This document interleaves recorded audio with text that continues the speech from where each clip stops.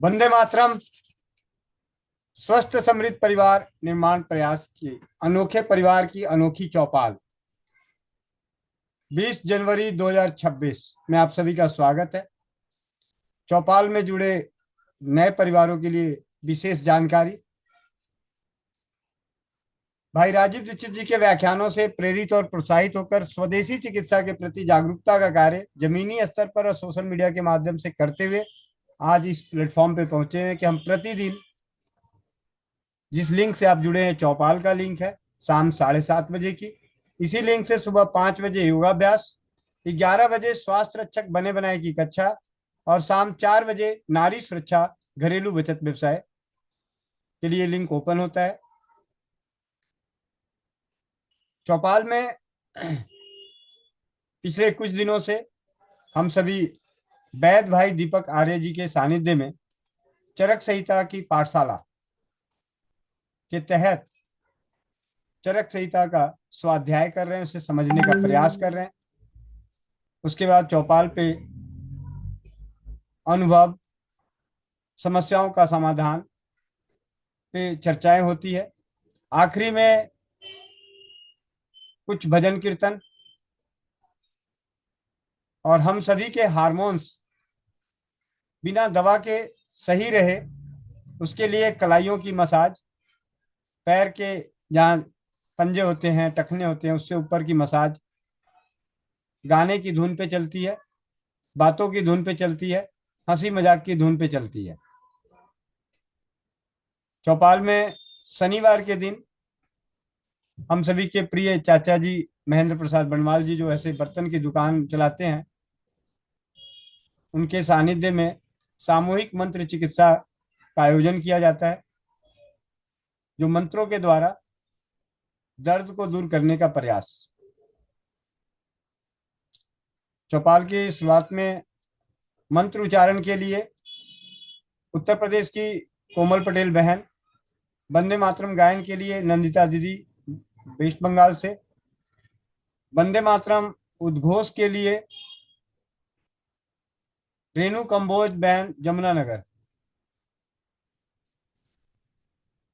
और उसके बाद हम करेंगे चरक संहिता का स्वाध्याय सुनेंगे और फिर चलेगी चौपाल।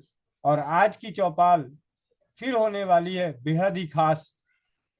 80% डैमेज लीवर डॉक्टरों ने हाथ खड़े कर दिए और किस प्रकार हो गई 15 दिन में पूरी तरह से ठीक।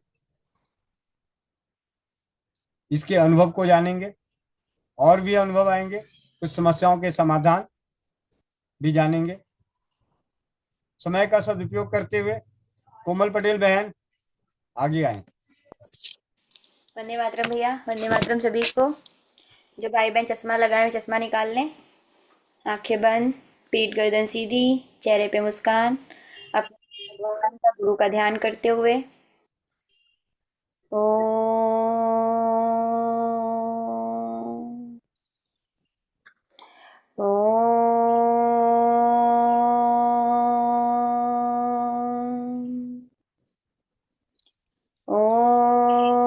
अखण्डमण्डलाकारं व्याप्तं चराचरं तत्पदं दर्शितं येन तस्मै श्री गुरुवे नमः।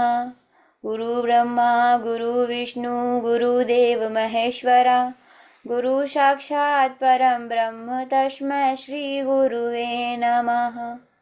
तस्मै श्री गुरुवे नमः। सभी लोग अपने अपने हाथों को रब करेंगे, आंखों पे रखेंगे और एक प्यारी सी मुस्कुराहट के साथ अपनी आंखें खोलेंगे।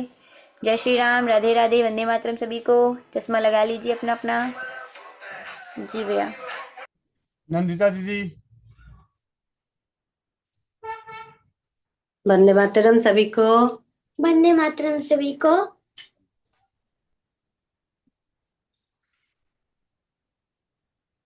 वंदे मातरम, वंदे मातरम, सुजलां सुफलां मलयज शीतलम् शस्य श्यामलं मातरं वन्दे मातरं वन्दे मातरम् शुभ्रज्योत्स्ना पुलकितजामिनीम् फुल्लकुसुमित द्रुमदलशोभिनीम् सुहासिनीं सुमधुरभाषिणीं सुखदां वरदां मातरं वन्दे मातरं वन्दे मातरम् सप्तकोटिकण्ठ कलकलनिनादकराले द्विसप्तकोटि भुजे धृत खरकरवाले अबला केन मायत बले बहु बलधारिणी नमामि तरिणी रिपुदल मारिणी मातरम वन्दे मातरम वन्दे मातरम तुमी विद्या तुमी धर्म तुमी हृदि तुमी मर्म त्वं हि प्राण शरीरे बाहुते तुमी मा शक्ति हृदये तुमी मा भक्ति তোমারি প্রতিমা গড়ি মন্দিরে মন্দিরে বন্দে মাতরম वन्दे मातरम् त्वं हि दुर्गा दश प्रहरणधारिणी कमला कमलदल बिहारिणी वाणी विद्यादायिनी नमामि त्वं नमामि कमलां अमलां सुजलां सुफलां मातरं श्यामलां सरलां सुष्मितां भूषितां धरणीं भरणीं मातरम् वन्दे मातरम् वन्दे मातरम् वन्दे मातरम्। रीना कंबोज दीदी माइक अनम्यूट करें और आप सभी भी अपने अपने माइक अनम्यूट कर लें।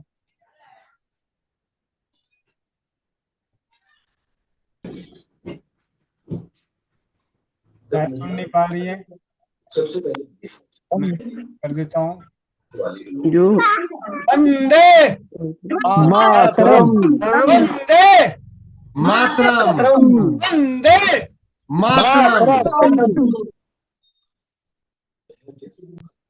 अब हमारे बीच चौपाल पे वैद भाई दीपक आर्य जी के सानिध्य में चरक संहिता के श्लोकों का स्वाध्याय और उसके भावार्थ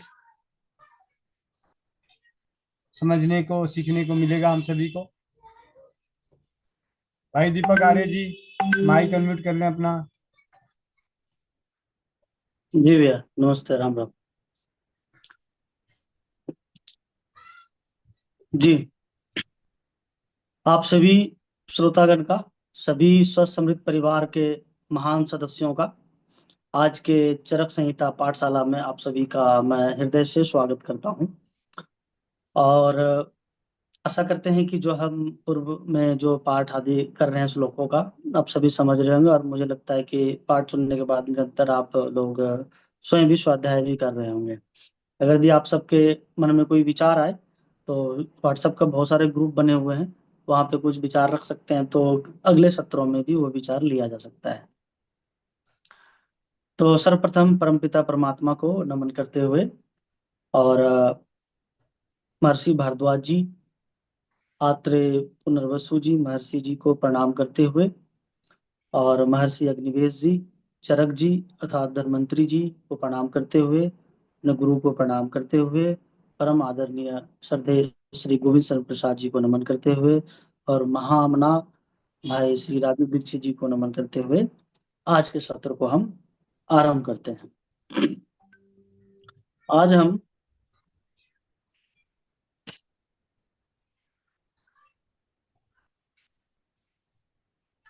आज हम चरक संहिता में प्रथम अध्याय सूत्र स्थान के प्रथम अध्याय दीर्घ जीवित अध्याय के अंतर्गत आत्रेय द्वारा अग्निवेश आदि शिष्यों को उपदेश जो देता है वो हम चीजों को पढ़ेंगे। ठीक है, तो इसी विषय का आगे ये पाठ होगा, तो उसको हम देखेंगे कि श्लोक क्या है और पाठ में क्या आता है। तो आज जो है प्रथम अध्याय के अंतर्गत श्लोक संख्या 27, 28 और 29 ये 3 श्लोक हम देखेंगे। तो श्लोक इस प्रकार से है। ऋषियश्च भरद्वाज अजगृहूतस्तम प्रजाहितम दीर्घम आयुश्च चिक्रीषन्तो वेदम वर्धनम आयुष महर्षियस्ते ददृशु यत वज्ज्ञानचक्षुषा सामान्यं च विशेषं च गुणं द्रव्याणि कर्म च संवायं च तज्ज ज्ञात्वा तंत्रोक्तम विधिम अस्थितः ले वीर परम शर्म जीवितम चाप्य अनित्वरम। अब हम प्रत्येक श्लोक को बारी बारी से देखेंगे और उसका पद के साथ उनका अर्थ को समझने का प्रयास करेंगे।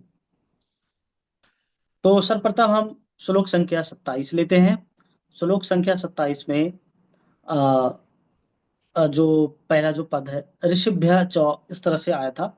ये ऋषियों महर्षियों के लिए कहा जा रहा है और भारद्वाजात, माफ करिएगा, भारद्वाजात ऐसे शब्द आया था तो महर्षि भारद्वाज से संबंधित होगा।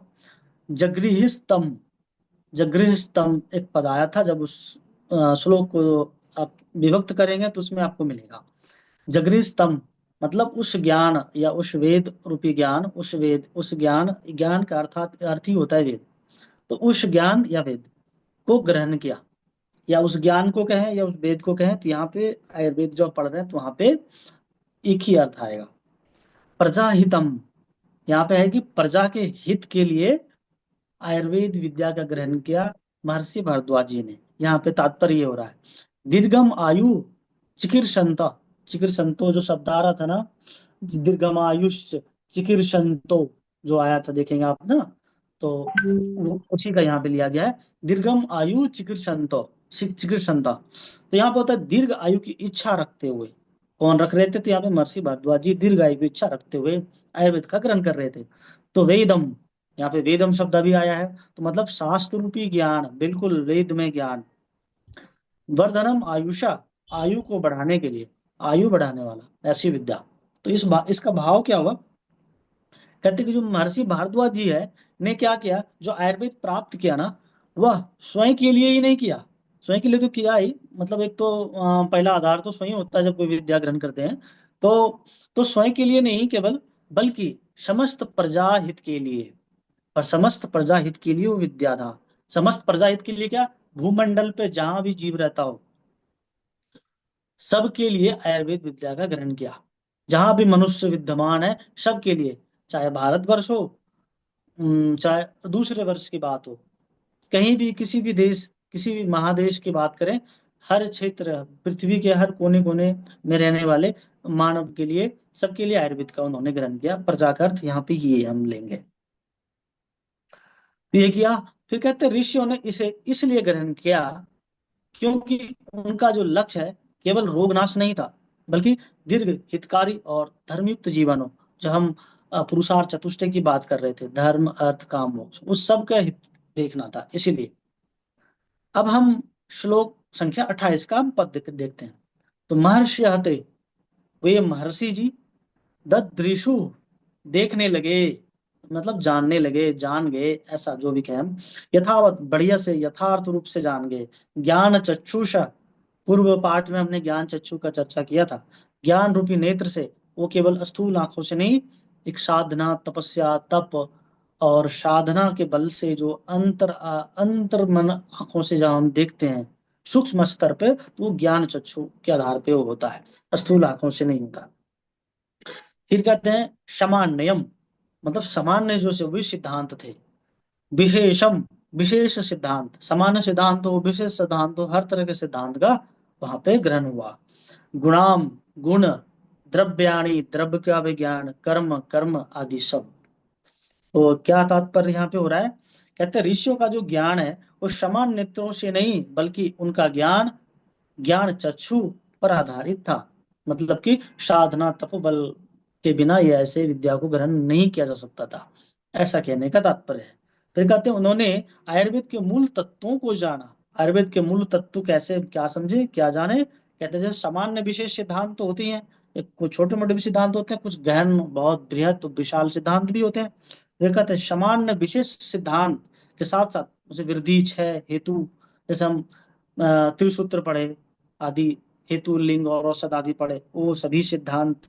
ठीक है, द्रव्य, गुण, कर्म, सिद्धांत आदि सब, किसी द्रव्य का क्या गुण है, उसका कर्म क्या है, ये सभी चीजों को उन्होंने जाना विस्तार से, विस्तार अथक पूर्ण विस्तार से जाना उन्होंने। आदि आदि बहुत सारे चीजों को उन्होंने जाना आयुर्वेद का, इसका ये भाव हो रहा है। फिर श्लोक संख्या 29 है, उसमें कहते हैं संवायम। संवा एक बहुत ही बड़ा शब्द है और इसका बहुत सारे अर्थ, अलग अलग विद्याओं में, अलग अलग क्षेत्रों में इसका अलग अलग भाव प्रकट होता है। यहाँ आयुर्वेद के हिसाब से हम कुछ इस संवाय शब्द को आगे समझेंगे, इसको नहीं समझेंगे तो आगे आप अगर दी चिकित्सा के क्षेत्र में जाएंगे तो ये शब्द बहुत परेशान करेगा। तो आगे हम देखेंगे कुछ श्लोक ही इसके हिसाब से दिया गया है। देखिए श्लोक जो था ना, अंतिम जो श्लोक संख्या 29 है, सबसे पहला शब्द है संवायम च तच्च ज्ञात्वा तंत्रोक्तम, तंत्रोक्तम विधिम स्थिता। तो वही यहाँ पे संवायम, संवाय का संबंध होगा, आगे देखेंगे संवाय क्या होता है, ऐसे समझ ही नहीं आएगा। च और तप्त ज्ञात्वा, मतलब उसे जानकर, तंत्र उक्तम विधिम, मतलब शास्त्र में कही हुई जो विधि है। तंत्र में, तंत्र मतलब शास्त्र, तंत्र का मतलब भी क्या होता है, ये भी हम थोड़ा इस पर चर्चा करेंगे। आस्थिता मतलब आचरण में लिया, आचरण किया, आत्मसात किया। ले भी रहे, प्राप्त किया। परम, परम शर्म, परम सुख। जीवितम च जीवन, अपि अनित्वरम, जो शीघ्र नष्ट ना हो। तो क्या इसका तात्पर्य हुआ, भाव हुआ, पहले देखते हैं। कहते हैं गुण और कर्म का द्रव्य से नित्य अविच्छिन्न, अविच्छिन्न संबंध। अविच्छिन्न मतलब जो अखंड हो, जो सतत संबंध हो, जो नित्य, जो कभी नष्ट ना होगा, वो अविच्छिन्न कहलाता है। तो अविच्छिन्न संबंध ही समवाय है। क्या हम देखिए इसका जो समवाय का मतलब जो बता रहा है, थोड़ा और इसको सरल भाषा में हम समझेंगे। जैसे गुण और कर्म, जब कोई वस्तु होता है ना, उसके गुण होते, गुण होते हैं, उसमें कर्म भी जुड़ा होता है। कर्म करने के लिए कुछ और होता है, उसमें गुण जो शामिल होता है। तो आगे हम देखेंगे उदाहरण से तो समझ में आ जाएगा। तो कहते हैं गुण और कर्म का द्रव्य से नित्य अविच्छिन्न संबंध होता है। जैसे कोई वस्तु है, उसमें उसका गुण होगा और उसका कार्य होगा। इसका क्या गुण है, उसके हिसाब से वो कार्य करता है। तो उसके अंदर, वो वस्तु के अंदर वो हमेशा रहेगा, नित्य रहेगा, अखंड रूप से रहेगा। उसमें नहीं कि कभी कम ज्यादा, ऐसा नहीं, उसमें वो गुण रहेगा तभी वो ऐसा कार्य कर पाएगा। तो यही उसको समवायीकरण कहते हैं। तो अब समवायीकरण को थोड़ा हम समझते हैं, इसको समझना अति आवश्यक है। तो जैसे अविच्छिन्न संबंध याद रखिएगा, उसका होता है नित्य, अखंड, सतत संबंध, हमेशा रहेगा वो। तो समवायीकरण क्या है, समवायी कारण भी कहते हैं, ध्यान रखिएगा। समवायी कारण भी होता है, समवायी कहे, समवायी कारण कहे, ये होता है। तो क्या है समवायी कारण? कहते हैं कि समवायी कारण को क्या होगा, वह है, कहते हैं जो कार्य में स्वयं स्थित रहता है। जो समवायी कारण होगा, जो हम कार्य करेंगे ना, उसमें स्वयं वो स्थित रहेगा, हमेशा विद्यमान रहेगा वो। ठीक है, समवायी कारण क्या है, कार्य में स्वयं स्थित रहता है, जो कार्य से कभी पृथक नहीं होता। जो कार्य हम करेंगे उससे वो कभी अलग नहीं होगा, क्योंकि बिना गुण का कोई कार्य ही नहीं होगा, इसलिए वो गुण उसमें रहना चाहिए। तो वही जो गुण है वो समवायी है। कहते हैं पृथक नहीं होगा, अलग नहीं होता उससे, जो स्वयं किया नहीं करता, लेकिन जो समवायी है वो खुद नहीं करता, करवाता है, ठीक है, परंतु गुणों का आश्रय होता है, गुणों के साथ वो आश्रय रूप में रहता है, उसमें वो शामिल होता है, ठीक है। थोड़ा और समझते, फिर उदाहरण देंगे। थोड़ा और भी लिखा गया है, कहते जो कारण कार्य के साथ अविच्छिन्न रूप से जुड़ा हुआ होता है, जो कारण है, समवायी कारण है, वो अखंड रूप से कार्य के साथ जुड़ा होता है, ठीक है, परंतु वह स्वयं क्रियाशील नहीं होता, वो स्वयं नहीं करता, बल्कि गुण स्वरूप कारण होता है, गुण के रूप में कारण होता है, उसके वजह से ही होता है। अब जैसे हम कुछ उदाहरण देखते हैं तो हमें लगता है अच्छे से समझ पाएंगे। जैसे मान लिया घड़ा है, घट, घड़ा का समवायी कारण क्या हो सकता है, आप सब विचार करिए। तो मैं बता देता हूँ, घड़ा का समवायी कारण क्या हुआ, मिट्टी, मृतक। कैसे, मिट्टी क्या है, जो घड़ा बनता है, घड़े में मिट्टी क्या है, विद्यमान है, उसके अंदर शामिल है। अगर ये मिट्टी अलग कर देंगे तो क्या घड़ा रहेगा, तो क्या हुआ, अविच्छिन्न संबंध हुआ ना मिट्टी का घड़े के साथ, अखंड संबंध हुआ ना, सतत संबंध हुआ ना, कि घड़े से मिट्टी को अलग कर दोगे तो फिर घड़ा रहेगा कहाँ, अस्तित्व खत्म।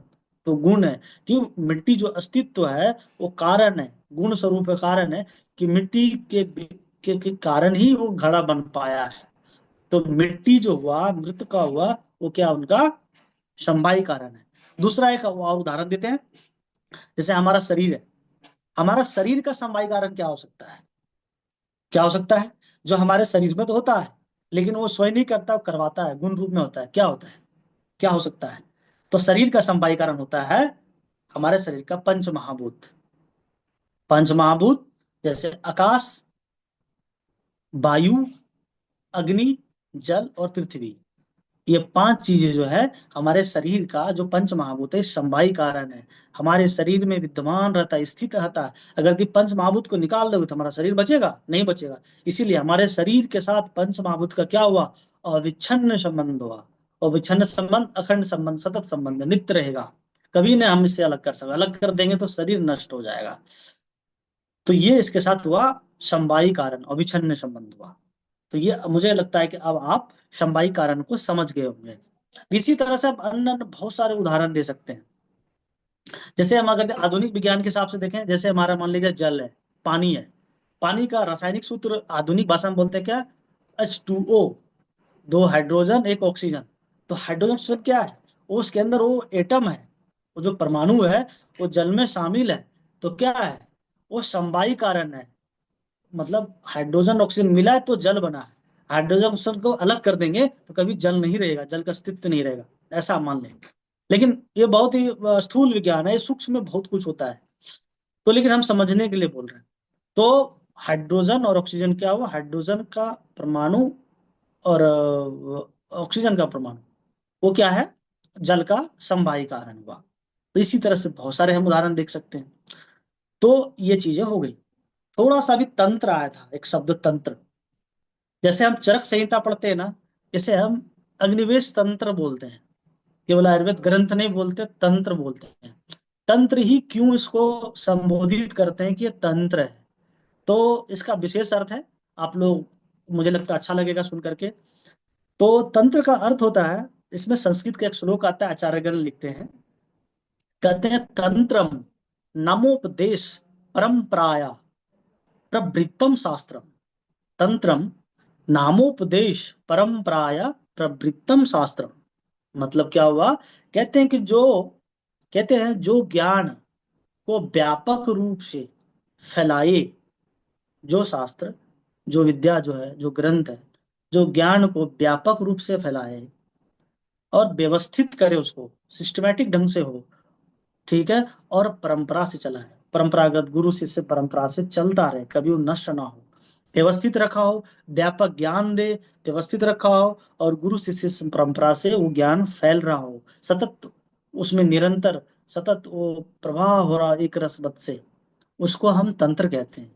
थोड़ी और देखें, कहते हैं जो शास्त्र उपदेश परंपरा से प्रभावित हो, उपदेश परंपरा कहाँ होता है, गुरु शिष्य परंपरा में उपदेश होता है, गुरु शिष्य को उपदेश करते हैं, प्रवाहित हो उस प्रवाहित हो उस शास्त्र को तंत्र शास्त्र कहा जाता है, ठीक है। तो ये होता है तंत्र, इसीलिए क्योंकि जो चरक संहिता है, ये क्या क्या था, आत्रेय जी, पुनर्वसु जी ने आत्रेय पुनर्वसु जी ने अग्निवेश जी को उपदेश किया। अग्निवेश जी 6 शिष्य मित्र थे, 6 शिष्य ने आत्रेय पुनर्वसु जी से ग्रहण किया है। वो आगे पाठों में आएगा। तो उसमें से अग्निवेश जी सबसे बुद्धिमान थे, तो इसलिए अग्निवेश जी ने गुरु से ग्रहण किया अपना। अब भरद्वाज जी तो पहले हो गए, तो वो बात ही अलग है। लेकिन जो है चरक संहिता अग्निवेश जी का है, तो अग्निवेश जी का गुरु कौन हुए? तो आत्रेय पुनर्वसु जी। तो आत्रेय पुनर्वसु जी जो उन्होंने ग्रहण किया है, परंपरागत ग्रहण किया, परंपरा से किया, और ये निरंतर क्या किया, सभी ज्ञान का व्यापक रूप के रूप में ये ग्रंथ है, और व्यवस्थित भी किया है सही से, सिस्टमेटिक, कोई गलती नहीं है, और परंपरा से आज भी चल रहा है। तो गुरु परंपरा के रूप से सिद्ध होता है, उपदेशात्मक परंपरा से विद्या सिद्ध होता है। इसीलिए उन्होंने अग्निवेश जी ने और नाम रख रखे, अग्निवेश तंत्र के रूप में संबोधित हुआ उस ग्रंथ का नाम, इसलिए सबसे पहला ग्रंथ, इस ग्रंथ का नाम होता है अग्निवेश तंत्र। तो ये तंत्र इसका अर्थ होता है। तो तंत्र के अन्य अन्य क्षेत्रों में अलग अलग भी अर्थ हो सकता है, तो लेकिन यहाँ पे जो हम समझ रहे हैं, तो यहाँ पे ये तंत्र, ये मुख्य रूप से इसका अर्थ हुआ। तो ये तंत्र थे। थोड़ा सा कुछ बिंदु आचार्य कृपाणी जी इसमें कहते हैं क्या, उसको मैं बोलता हूँ। चक्रपाणी जी कहते हैं कि दीर्घ आयु के इच्छुक महर्षियों ने प्रजा हितार्थ आयु ज्ञान वर्धक आयुर्वेद को भारद्वाज से ग्रहण किया, समझ में आ गया, तथा उन महर्षियों ने दिव्य दृष्टि से, जो हम अभी एक जो दृष्टि की बात कर रहे थे ना, कौन सी दृष्टि की हम बात कर रहे थे, ज्ञान चक्षु से, चक्षु की, तो एक तरह से दिव्य दृष्टि है।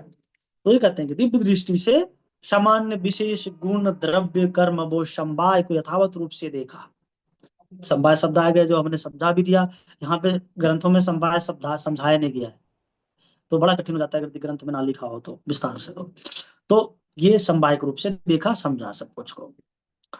और थोड़ा सा क्या लिखा है आचार्य जी ने, लिखते हैं ज्ञानार्थम ज्ञान रूपम वा चक्षुर ज्ञान चक्षुषा तेन ज्ञान चक्षुषा।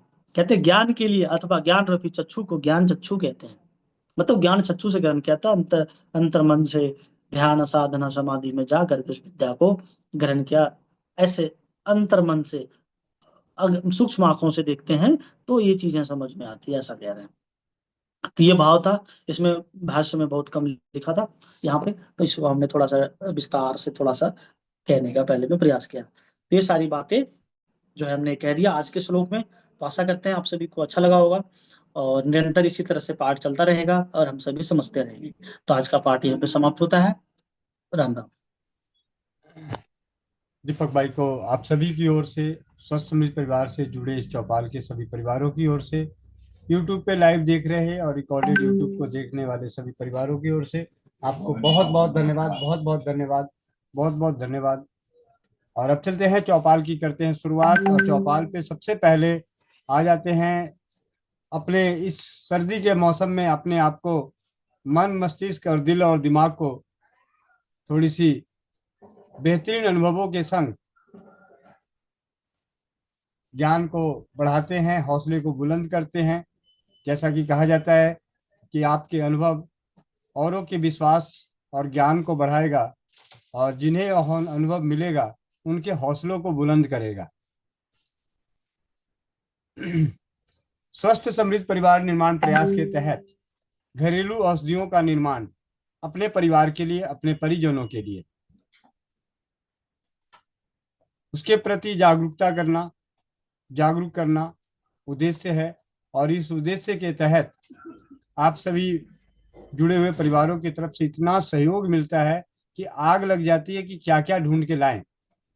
बात हुई थी श्री राम बटी से, जहां पे तुलसी और काली मिर्च को पीस के 5 घंटे तक सिलवट्टे पे पीसने के बाद श्री राम बटी बनी। और श्री राम बटी की चर्चा और गुण धर्म उपयोग लाभ देखने हो तो स्वस्थ समृद्ध परिवार की चौपाल पे और YouTube चैनल पे अनेकों अनुभव मिले हुए हैं।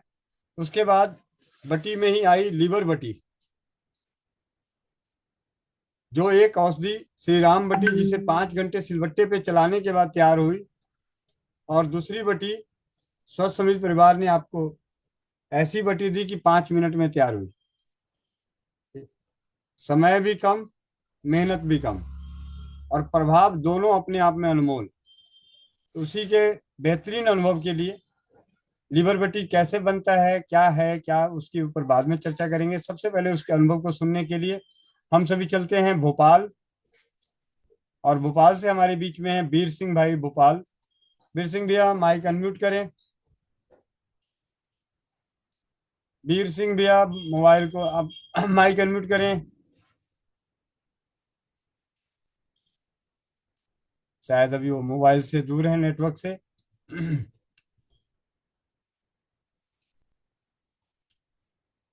वीर सिंह भैया, चलिए जब तक दूसरे हैंड रेस ले लेते हैं, अभी कुछ ही देर में आ जाएंगे जी। राजूला भैया, गोविंद भैया नमस्कार। नमस्कार। वंदे मातरम। नमस्कार। मैंने एक्चुअली फीडबैक बहुत दिन से दिया नहीं, एक्चुअली मेरा एग्जाम चालू था। जी मेरा धर्म पत्नी को बीच में हार्ट का वो प्रॉब्लम हुआ था ना, आपने बताया था, वो उससे एक्चुअली ठीक हो गया। और मेरे भाई के लिए भी बताया था आपने, वही चीज मैंने यूज किया था। तो भाई का भी बताया नहीं था मैंने उस टाइम पे।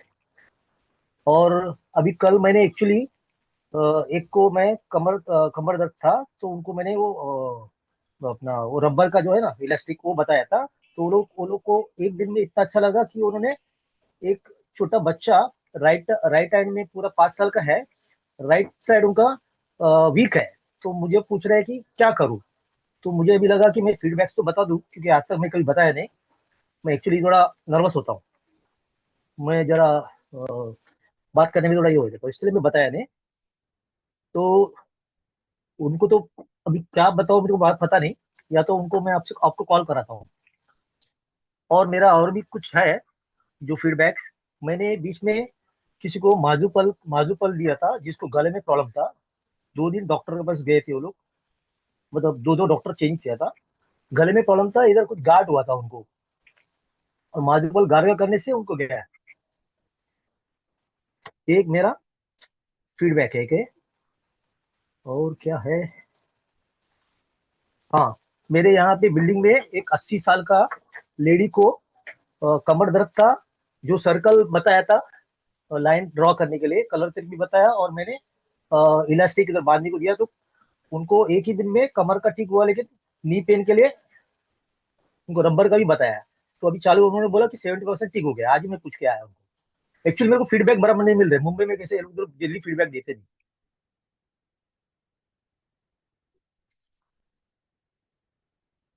भैया जी सुन रहे हैं ना? जी भैया, हेलो। जी भैया। और ये हाँ सब इतने ईमानदार हैं कि इन्होंने अपनी गलती हाँ। का खाना दे के सेल्फी हेलो भेज। आवाज। मेरी आवाज आई? हाँ अभी आ रही है, आ रही है।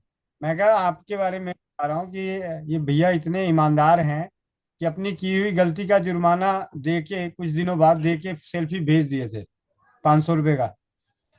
नहीं वो तो मैं उसी टाइम पे वो actually मैं वो पेटी लाया नहीं था, इसके लिए लेट हुआ। और मैं बोला ना, मेरा एग्जाम चालू था उस टाइम पे। जी जी मैं नेचुरोपैथी किया था मैंने, मेरा 3rd ईयर हो गया। मैं इतना अच्छा नहीं पढ़ता हूँ, लेकिन ट्राई कर रहा हूँ मैं। जी, बहुत बढ़िया। एक्चुअली काम करके आने के बाद ये सब कर रहा हूँ मैं। और एक्चुअली मुझे बहुत कुछ हुआ। मेरे को टिनिटस हुआ, लिमरेट साइंस हुआ, आर्थराइटिस हुआ, बैक का मेरे को आपको पता है ना, मेरे आपको मेरे नेक का प्रॉब्लम हुआ, मेरे को इतना सब हुआ ना। तो लिमरेट साइंस मतलब मेरे हाथ में शॉक आता था मुझे, हाथ में और पैर में चलते टाइम।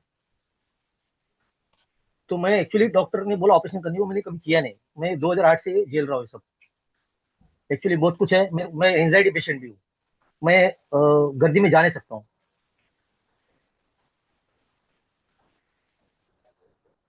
ये लेकिन सब मेरा बहुत प्रॉब्लम्स है। मैं फिर आपसे डिस्कस नहीं किया, क्योंकि मुझे ऐसा लगा कि पता हो कि नहीं बताओ, मेरे को समझ में नहीं आ रहा था।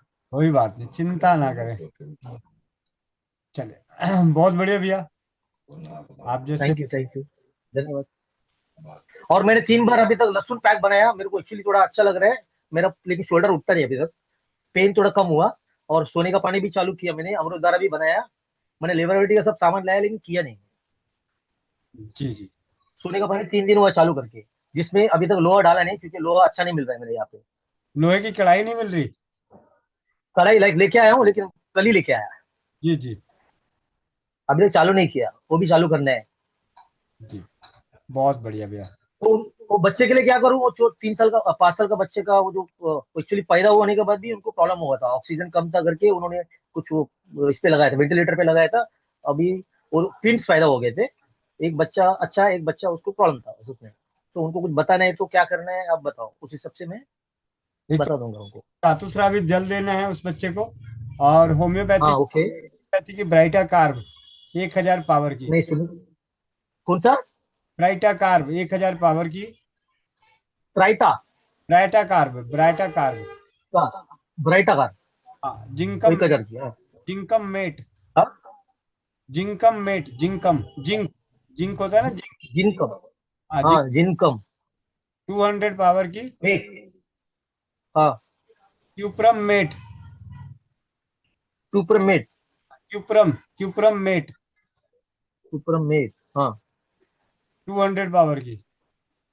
200। ये सब कितने कितने ड्रॉप्स कब कब देने का है? एक को सुबह, एक को ठीक। दोपहर, एक को शाम को, 2 बूंद जीप पे। नहीं ये तो अभी 4 बताया आपने शायद। हाँ हाँ, मतलब 4 time. Baryta car. Baryta car, हाँ हाँ बराबर।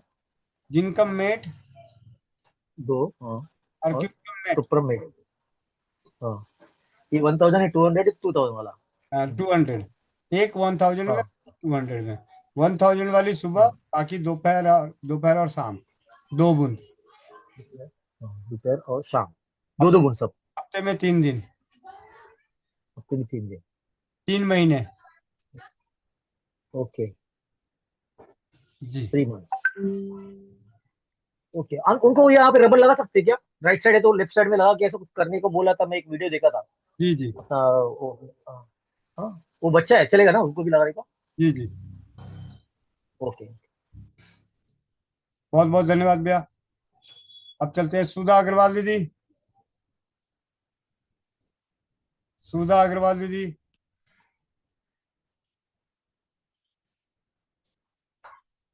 किरण कुमारी।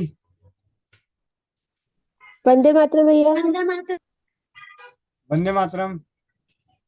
अ, भैया मैं एक बात पूछना चाह रही थी आपसे। मीरा दीदी से बात हुई थी, तो मीरा दीदी बताई थी मेरी बेटी की शादी का मेरे बेटी का रिश्ता नहीं हुआ अभी तक, बड़ी हो गई है काफी उम्र में, वो 38 ईयर्स की हो गई है। तो उसके लिए बताई थी करंज के तेल का दिया लगाने का, जी तो वो कैसे लगाना है, और आप उसमें मुझे बताइए क्या करना है मुझे। सबसे तो अच्छा रहेगा कि 300 रुपए की किताब आती है, 100 रुपए कोरियर चार्ज, 400 रुपए में चमत्कारी तेल नाम की किताब है, उसको मंगा लीजिए और उसे पढ़िए। बहुत, सिर्फ एक नहीं, अनेकों उपाय की जानकारी मिल जाएगी। और फिलहाल करंज का तेल लें और उसमें जावित्री डाल के और उसमें रुई की बाती डाल के, एक बाती रोज पित्तल के दीपक में रख के जलाना है। जिस लड़की को है या जिसे भी है, अगर वो जलाए तो बहुत बढ़िया। और जलाते वक्त जितनी देर जले उतनी देर वहां पे बैठ के मन में इच्छा करे कि मेरे लिए जो है विवाह मार्ग प्रशस्त हो रहा है। और स्वयंवर स्वयंवर का, कल्प वृक्ष का जाप करे मन ही मन में।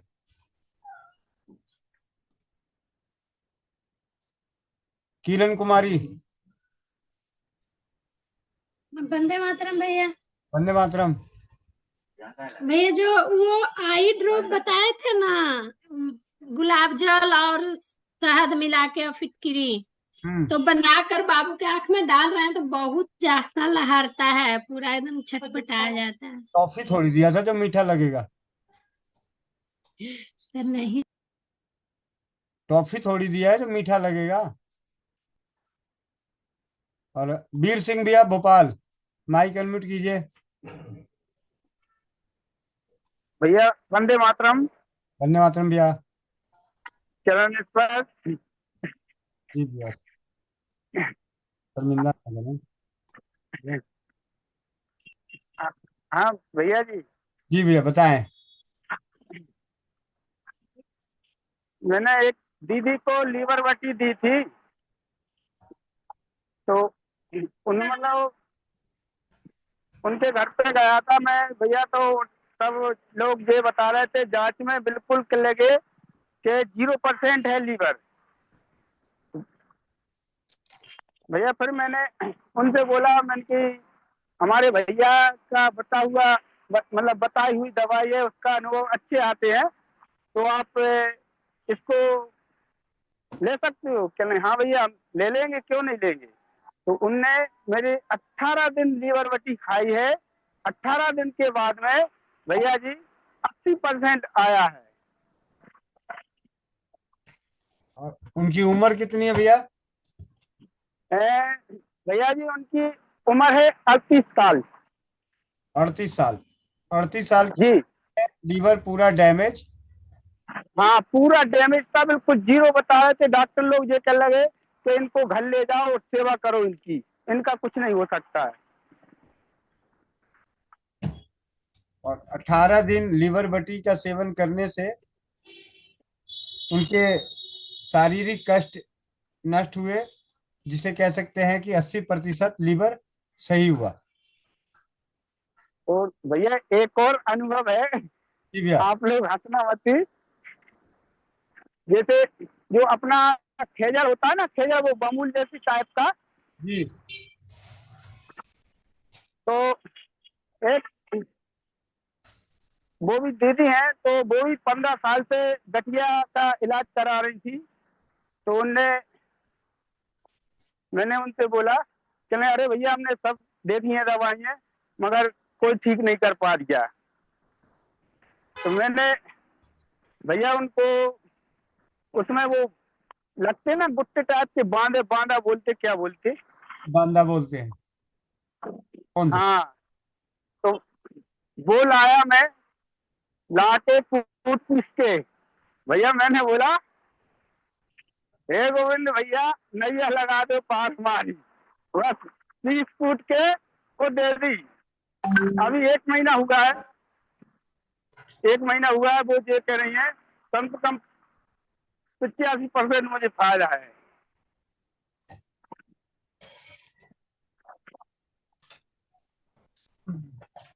बहुत बढ़िया भैया, बहुत बढ़िया। बस सब आपकी कृपा है, आपका एक नाम का मंत्र हो गया मेरे लिए, तो बस।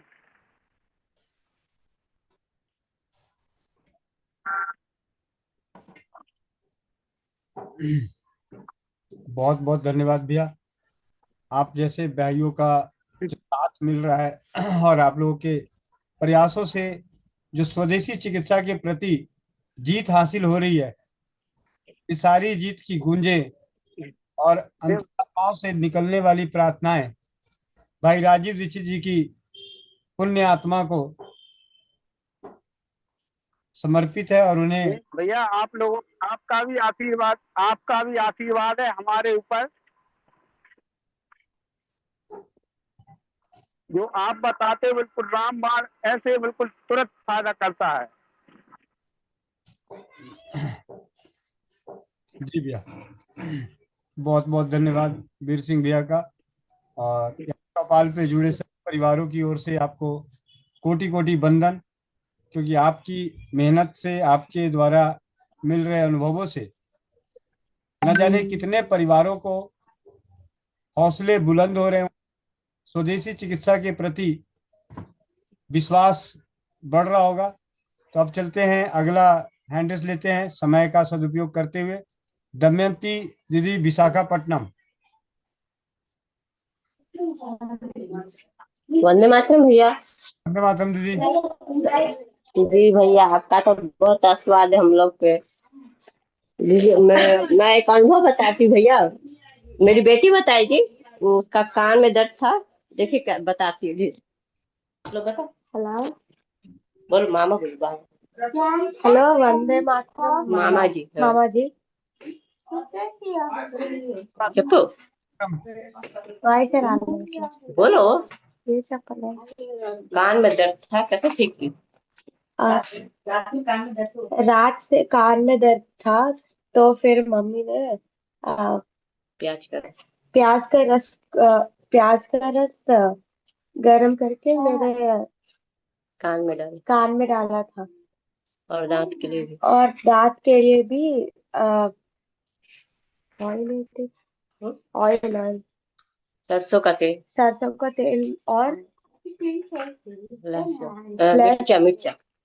सरसों का तेल और मिर्चा को जला के तेल लगाई दांत में। कुछ बोल रहे हैं, वॉइस स्टार्ट ले। जी दीदी हेलो भैया, जी। भैया आवाज आ रही थी हाँ यहाँ सिग्नल क्योंकि बेटी नहीं। कम आता है इसलिए वो धीरे वैसे बटा कटक के बोल रही थी। हाँ हाँ, मैं बता देती हूँ भैया। असल में कल रात को दांत में बहुत दर्द थी भैया। जी रात को दर्द थी तो मैंने उसे मिर्चा हल्दी क्या से बोलते हैं वो, सरसों का तेल में थोड़ा सा लाल मिर्च को जला के दांत में लगाई। बहुत दर्द कर रहा था, छटपटा रही थी, मम्मी कुछ करो करके। तो मैंने लगाई, उससे दो ही बार लगाई तो बहुत आराम हुआ। सुबह में उठी 5 बजे, बोली कान में दर्द कर रहा, कान में दर्द कर रहा था। तो मैंने तो बोली उसकी मम्मी को जल्दी से जाकर प्याज का रस गर्म करके डालो। पहली बार में ठीक नहीं हुआ, दूसरा बार डाली, एकदम आराम से बहुत अच्छा से ठीक हो गया। ठीक होकर स्कूल भी चल गई, शाम को आ भी गई। सुबह में रो रही थी नहीं जाएंगे स्कूल करके। तो बच्चे भी करने लगे भैया अपने अपने से। और 2 दिन पहले तो बहुत बुखार था, श्री राम बटी 2 बार खाई, सर्दी भी थी, उससे सर दर्द भी चले गया, सर्दी भी गायब हो गई। इतना अच्छा से बच्चे लोग कर रहे ना भैया, बड़े तो बड़े छोटे भी करते तो बहुत खुशी लगती भैया। इतना आनंद आ रहा, सोचते थे दूर से बोलते थे, फोन में सुनती नहीं थी, करेंगे ना, सामने में घर में शायद भगवान इसलिए यहाँ भेजा है कि बच्चे भी सीख जाए इस तरह। बहुत खुशी होती भैया। बहुत बहुत धन्यवाद आपका। आपकी माता जी कैसी हैं दीदी? भैया पहले से तो बहुत अच्छी है, लेकिन थोड़ा वही जो बताया था ना कल, थोड़ा हार्ट में जलन सी, थोड़ा दर्द सा हल्का हल्का है अभी। लेकिन पहले से बहुत ही बेटर है भैया, समझिए 70-60% वही बेटर है।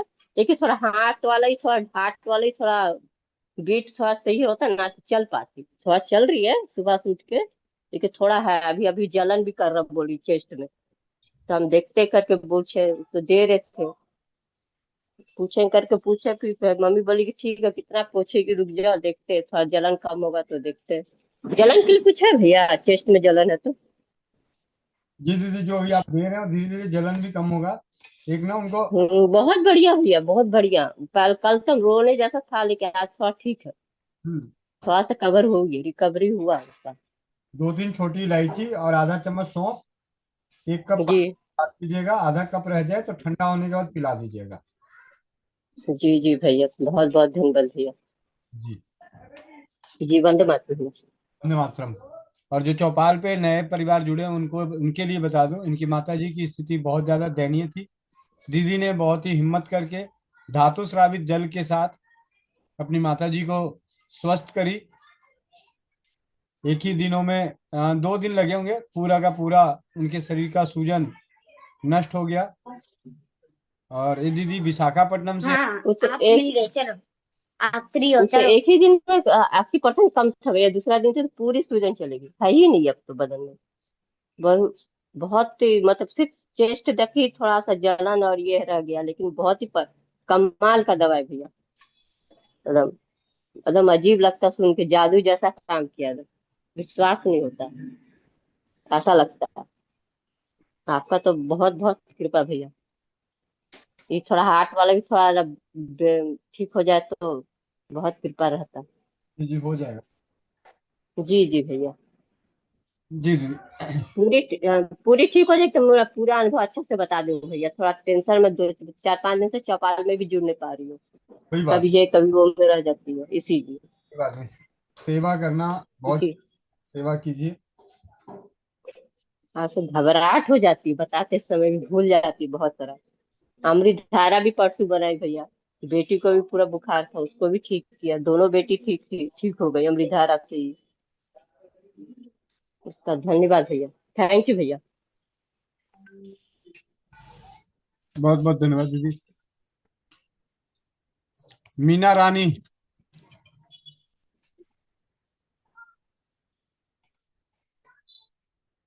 वंदे मातरम भाई जी। वंदे मातरम दीदी, वंदे मातरम। हाँ जी,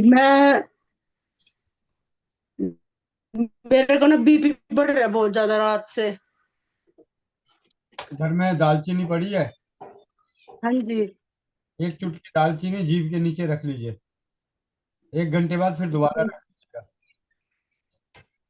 ठीक है जी। और मैं मेरी बेटी के पास है रियू के, उसको ना वो प्रेग्नेंट है 7 महीने की, उसको उल्टियां लग जा, कुछ भी खावा हो उसको डकार नहीं आंधी, प्रॉपर वो पचता नहीं खाना उसका। और जैसे वो पचता नहीं, थोड़ी देर बाद डकार आंधी रहा, फिर 1-1.5 घंटे बाद उसने उल्टी आ जा, और उल्टी आएगा उसको टांगों में बहुत ज्यादा बेचैनी हो, बहुत ज्यादा दर्द। उसको क्या बताऊं, क्या करूं, क्या दूं उसको भाई जी। उसके पास लौंग होगा, लौंग। हाँ जी 5-6 लौंग को कूट के रात को 1 कप पानी में डाल देगी। ठीक है जी। तब आधा रह जाए उबाल के, और 1-1 चम्मच करके पीती रहेगी। खाली लौंगी? सिर्फ लौंग। उसको टांगों में बहुत बेचैनी हो जी। मैं पर्सनल पे आप पे मैसेज करूंगी, मैंने उसको और भी उसकी समस्या रही वो भी मैंने बतानी आपको, और उसका इलाज भी पूछना है। जी दीदी। हाँ जी मैं पर्सनल में मैसेज करूंगी भाई जी। बहुत बहुत धन्यवाद भाई जी आपका। विनोद कुमार।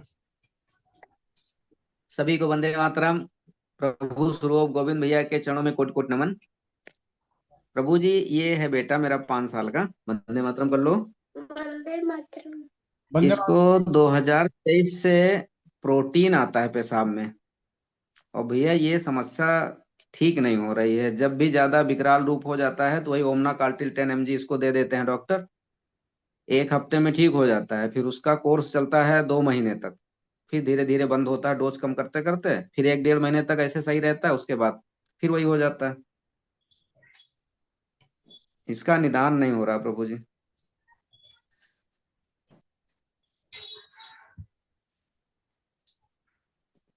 5 मिनट रुके। जी भैया। राकेश, राकेश। बड़ी कृपा होगी प्रभु जी, कहीं से रिस्पांस नहीं मिल रहा है। कई सारे लोग होम्योपैथ, एलोपैथ, आयुर्वेद, अभी आयुर्वेद में ट्रीटमेंट इसका चल रहा है, लेकिन रिजल्ट नहीं है। 5 महीने से ट्रीटमेंट चल रहा है, कोई रिजल्ट नहीं है कि हाँ दवा ना चली हो। अभी 13 दिसंबर को ओमना कार्टिलिस की बंद हुई है, और 13 दिसंबर से अभी आज 19-20 जनवरी है, बस 1 महीने 10 दिन में। अभी इसका प्रोटीन कल जांच करवाए, 3 दिन से लगातार ट्रिपल+ आ रहा है। और धीरे धीरे इसके फिर आंखों के ऊपर स्वेलिंग आएगी, गाल पे स्वेलिंग आएगी, पेट पे स्वेलिंग आएगी, पैर पे स्वेलिंग आएगी, और वजन बढ़ेगा। फिर जैसे ही डॉक्टर के पास जाएंगे, वो देखेंगे जब ज्यादा तकलीफ बढ़ी जाएगी पहले एंटीबायोटिक देंगे, जब नहीं होगा ज्यादा तकलीफ होगी तो फिर ओमना कार्टिन 10 mg इसको सुबह शाम देना शुरू कर देते हैं, तो 3 से 5 दिन में इसका सारा खत्म हो जाता है। लेकिन फिर उसका डोज धीरे धीरे 2 से फिर 1.5, फिर 1, 1.25 वैसे करके आधे पे लाके फिर खत्म करते हैं। तो ये प्रक्रिया करने में 1.5-2 महीने का समय लगता है। ठीक है, और कुछ बोलना है? जी धन्यवाद, और कुछ नहीं। पक्का? जी। मुंह बंद कान खुले। ठीक है। तुलसी का पत्ता, धनिया और मुनक्का, 15-20 तुलसी के पत्ते, 1 चम्मच धनिया, 8-10 तुलसी के पत्ते, 8-10 किशमिश, मिट्टी का बर्तन में डाल दीजिए 1 गिलास पानी, और उसमें डालिए 50 ग्राम चांदी। अगले दिन सुबह इसको इतना उबालना है कि वो पानी सिर्फ और सिर्फ, मुश्किल से 1 गिलास पानी 250 ml होता है, तो 50 ml पानी बचे। उबालते वक्त ध्यान रहे वो ढक्कन, बर्तन पे ढक्कन ना लगा हो। उसके बाद उसे मसल के, जब ठंडा हो जाए तो मसल दीजिएगा। मसलने के बाद छान के पिला दीजिएगा। 1-1 चम्मच करके पिला देना है। पूरे दिन भर में 50 ml पानी खत्म कर दीजिए। 15 से 30 दिन तक लगातार कीजिए। उसके बाद जो स्थिति बनती है इसकी, शारीरिक कष्टों की और रिपोर्ट की, उसके अनुसार फिर आगे चौपाल पे चर्चा करेंगे।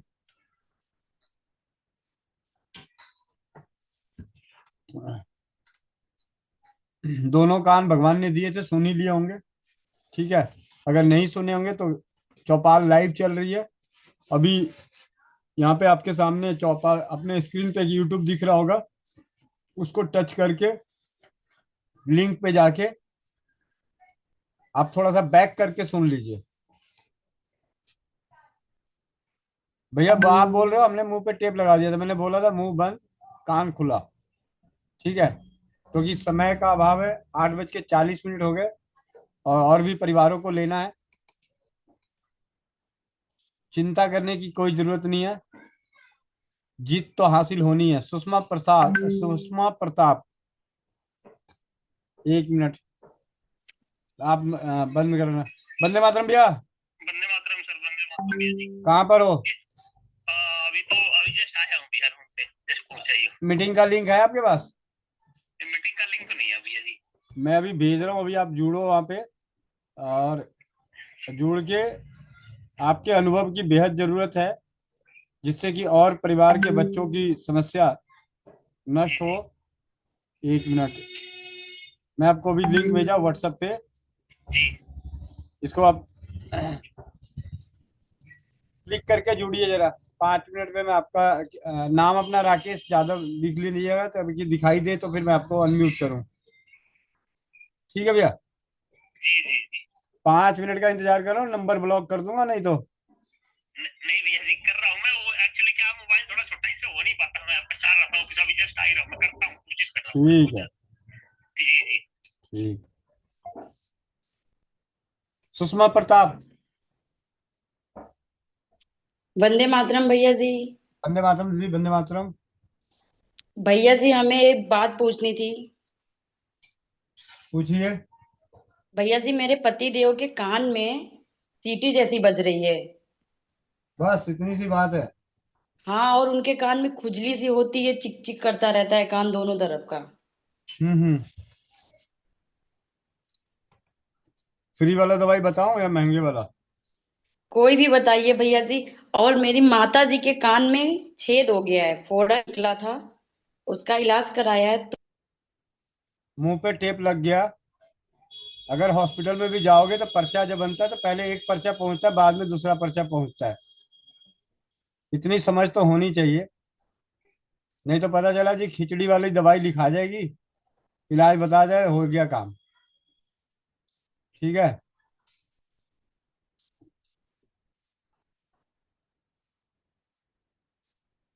फ्री की दवा तो ये है कि या तो कुत्ते का मूत्र डालें या अपना मूत्र डालें।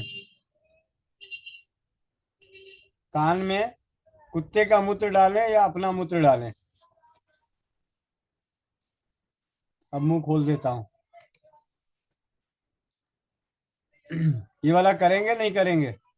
करेंगे भैया जी, बिल्कुल करेंगे। उनको बोलिए 7 दिन बाद एक बार बताएंगे, दिन में 3 बार डालें अपना मूत्र या कुत्ते का मूत्र। और माता जी के लिए कल फिर चौपाल में आइए। रश्मि यादव बहन। हेलो भैया, वंदे मातरम। दीदी। भैया, एक बहन है, ये वही बहन है जिसको हम सामग्री बना के दिए थे।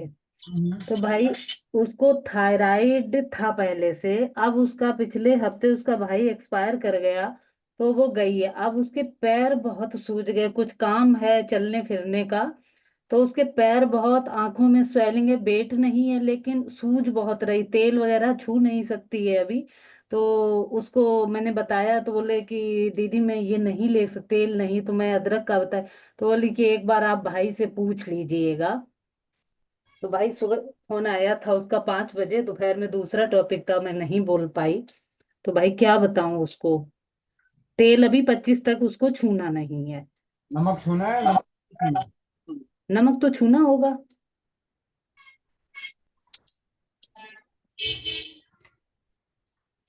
एक चम्मच नमक जी। जितने में पैर, मुंह बंद कीजिए माइक।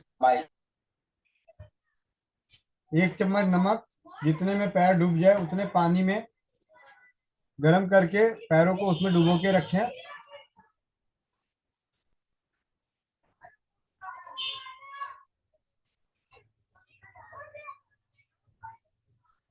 ठीक है।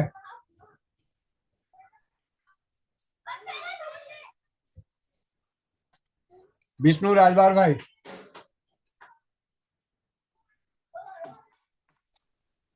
विष्णु राजबार वंदे मातरम भैया। वंदे मातरम। वंदे, हाँ वंदे मातरम। भैया, ब्यूटी क्रीम का ये फीडबैक है।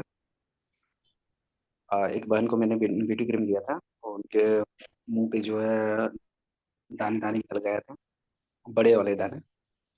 तो उनका है कि कहना है कि बड़े वाले दाने जो है बैठ गया है, और अभी छोटे छोटे दाने अभी अभी हैं।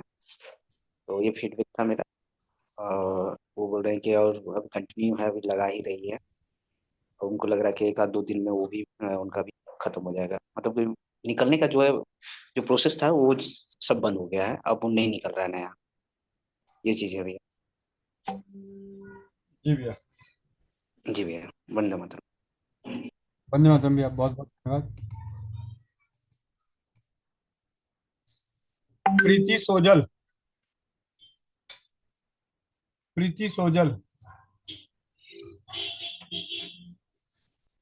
माइक अनम्यूट कीजिए।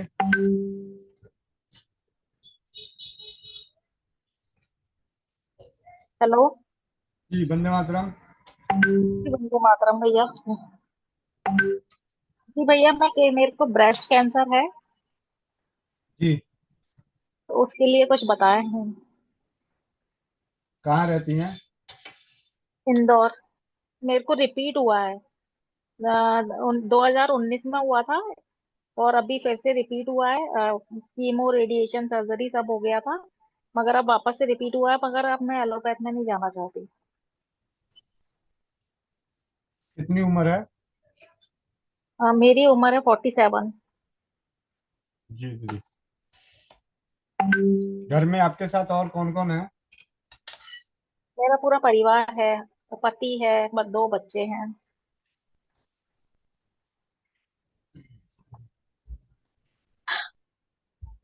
अभी तक आयुर्वेदिक दवाई चल रही है 5 महीने से। अभी शारीरिक तकलीफ क्या क्या है? अभी शारीरिक तकलीफ तो नहीं है कुछ भी, सब काम कर रही है। थोड़ी सी कमजोरी आ जाती है, थोड़ा दर्द होता है। गांठ जो है वो दूसरे ब्रेस्ट में रिपीट हुई है। जी।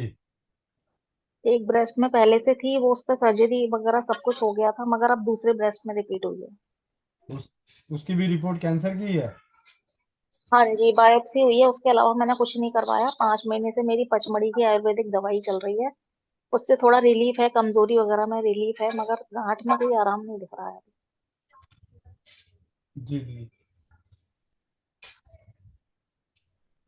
अगर ट्रीटमेंट के लिए अगर आपको कहीं 10 दिन रहना पड़े तो रह लीजिएगा? हाँ, वो बताया था, कौन सी जगह बताई है, वहां पे बताया था भैया ने। जी अनुभव भैया ने बताया है। मेरी उनसे बात हुई थी, मैं 3 दिन से आपको भी कॉल लगा रही थी, मगर आप उठा नहीं रहे थे। फिर मेरे को उनका नंबर मिला, तो मैंने उनसे ही कॉल पे बात करी थी। जी पलसार करके ना। जी। हाँ, उसके लिए पति से बात करनी पड़ेगी मेरे को। मगर अभी कुछ घरेलू कुछ करना चाहूँ तो, जैसे गौमूत्र वगैरह सब ले रही हूँ मैं दवाई में, काढ़ा, गौमूत्र, और हरी पत्तियों का रस, और चुकंदर गाजर का रस, ये सब चीजें ले रही हूँ मैं। फ्रूट्स वगैरह सब ले रही हूँ।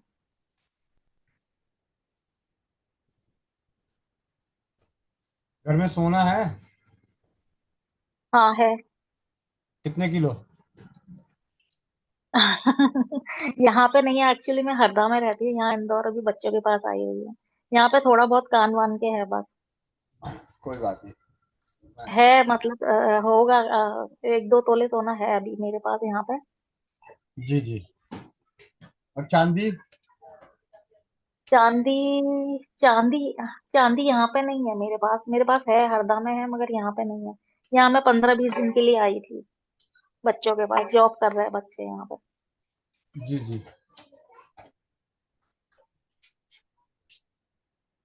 अभी 8 दिन से ही मैं आपकी वीडियोस देख रही हूँ, तो फिर मेरे को पता चला, फिर मैंने कांटेक्ट करने की कोशिश करी, तो फिर अनुभव भैया से बात हुई है मेरी आज। मैं घर में अरंड का तेल मिल जाएगा? हाँ, और मिल जाएगा। फिटकेरी? हाँ जी, मिल जाएगी।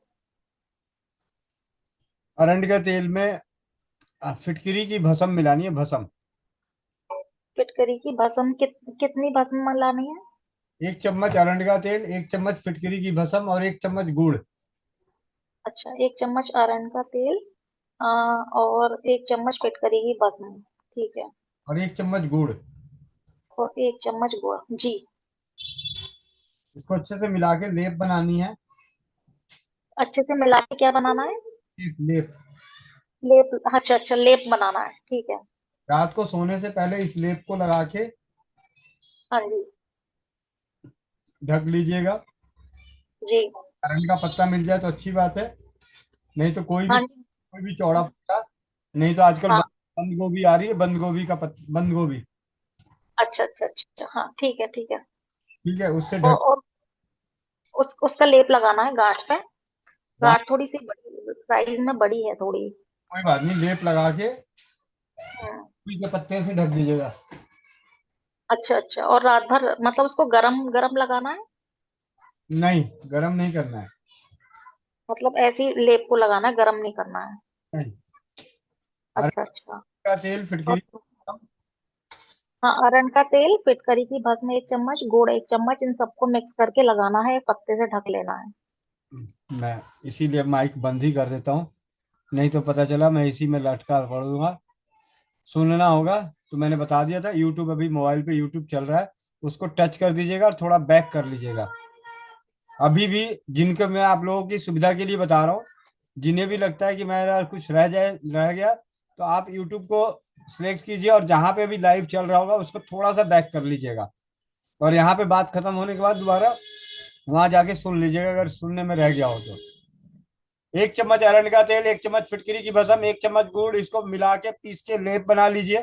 अच्छा सा लेप बना के उसके गांठों पे लगा के गोभी, बंद गोभी का जो है, बंद गोभी जो बनती है, बंद गोभी का पत्ता नहीं, बंद गोभी के पेड़ का पत्ता नहीं, वो बंद गोभी जिसे बनती है, वो कटोरी नुमा होती है, उसको लगा के ढक दीजिए। रात को सोने से पहले सुबह उसे छुड़ा के अपना जो पेशाब है, अपने सोमूत्र है, उससे सफाई कर ले, और दिन में ज्यादा से ज्यादा बार अरंड तेल की मसाज कर लें, लेकिन रात को सोने से पहले ये लेप लगाएं। नायाब नायरा दीदी, बाकी अभी ये चीजें कीजिए। बाकी जब आप अपने स्थान पे पहुंचिएगा, जब आप पहले बताइए कि आपके पति देव का क्या फैसला होता है, कि बलसाड़ जाना चाहते हैं नहीं जाना चाहते। अगर नहीं जाते हैं तो फिर आप अपना फैसला बताइएगा। ठीक है, जिंदगी आपकी है, दर्द आपका है, पैसे बहुत लगते हैं वहां पे। ठीक है, तभी मैं पूछा था कितने किलो सोना है। ठीक है जी। वंदे मातरम भैया। आसम दीदी। वंदे मातरम सबको, महेंद्र भैया वंदे मातरम, मोनिका दी वंदे मातरम। भैया मैंने 2 दिन वो धातु श्राप जल पिया तो मुझे कुछ हुआ नहीं। आज आज थोड़ा सा मुझे लग रहा है, पता नहीं उसकी वजह से या कोई और कारण है। कल से 2 दिन मैंने ना भैया गर्म पानी में उतनी मात्रा में धातु श्राप जल डाल के पिया था, लेकिन आज मैंने ऐसे ही पी लिया ठंडा। तो भैया जैसे बखियों में ठंडक सी नहीं बढ़ घुस जाती, खिंचाव सा हो जाता है बखी में, हम्म। फेफड़ों के पास, ऐसे हुआ पड़ा है मुझे। तो मेरा दिल कर रहा है कि गरम गरम तेल की मालिश करूं या सिकाई करूं, ऐसे अजीब सा फील हो रहा है, तो क्या करूं? मालिश करने के लिए अब प्रोफेसर साहब को बोल दो। नहीं, अपने आप ही करूंगी भैया, कोई नहीं करता। वो अपने पास मालिश का तेल है जो आपका मैजिक ऑयल, उससे कर लूं हाँ, उससे कर लीजिए। गरम करके? हाँ हाँ। अच्छा, तो भैया ऐसे ही फिर इसको पीती रहूं, कंटिन्यू रखूं? जी रहिए, इससे नहीं हुआ है। अच्छा, तो और तो मैंने कुछ खाया भी नहीं। ठीक है भैया, कोई बात नहीं, मैं वो कर लेती हूँ फिर। नहीं है, लेकिन मौसम भी तो है। नहीं, आज तो बहुत गर्मी थी भैया हमारे यहाँ तो। हाँ, तो आज गर्मी थी, कल ठंड था। पता नहीं, हाँ कभी कभी हो जाता है भैया। तो बाकी भैया मैं फोन के बाद में ऑर्डर लगाऊंगी, आपको फोन करूंगी फिर अगर ना हुआ कुछ। अरे भैया, इस टाइम पे ऐसी बातें ना करें।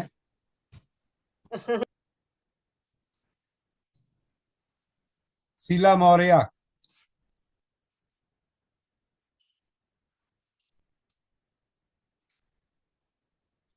जी भैया, वंदे मातरम भैया। वंदे मातरम। भैया अपने भैया के लिए बात करनी थी। आपको बताया था मैंने, उनको थ्रोट कैंसर है और उन्हें सोममूत्र शुरू कर दिया था। उसके बाद भैया वो बाहर जाना नहीं चाहते, घर पे ही जो कुछ हो बता दीजिए, खाने पीने में या जो भी कुछ है। बाहर नहीं जाना चाहते, डॉक्टर के पास भी नहीं जाते? नहीं जाते भैया, वो थोड़ा सा डॉक्टर के पास तो जो एक बार रिपोर्ट करा ली असल में काम ऐसा है, मिलिट्री की गार्ड की नौकरी है, या तो फिर नौकरी गई तो फिर पैसा गया, सब बड़ी समस्या है भैया, गांव के आदमी है तो तो थोड़ा सा अगर बलसाड़ में तो पैसे भी नहीं लगते दीदी। नौकरी तो छूट जाएगी, और ऐसे दिक्कत ये नौकरी छूट जाएगी। और ऐसे जान छूट जाएगी। हाँ वही तो दिक्कत है, तो उनको कहा ही जा रहा है करेंगे तो है ही, लेकिन कुछ घर का हो जाता कि घर पे करें, जो समुद्र कर रहे हैं उसके बाद और क्या चाहिए। स्किन का बता रहे हैं, स्किन कैंसर है, थ्रोट में स्किन कैंसर है।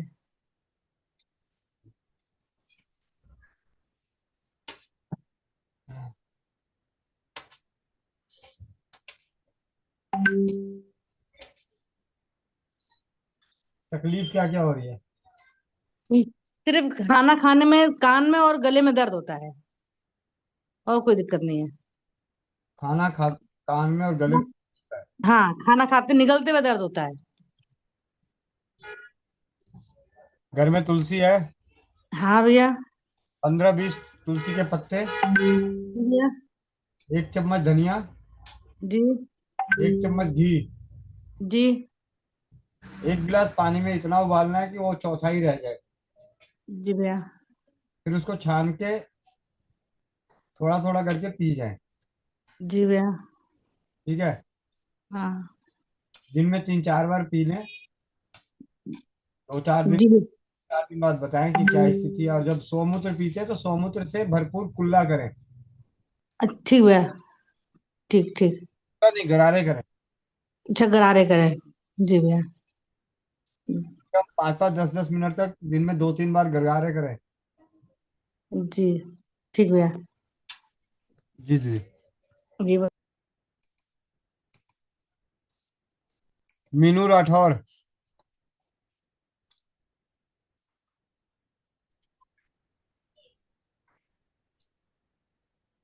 वंदे मातरम भैया। वंदे मातरम दीदी। भैया एक मेरी फ्रेंड है, उसको कान से बहुत कम सुनाता है। अच्छा। ज्यादा एज भी नहीं है, मतलब 27 ही है।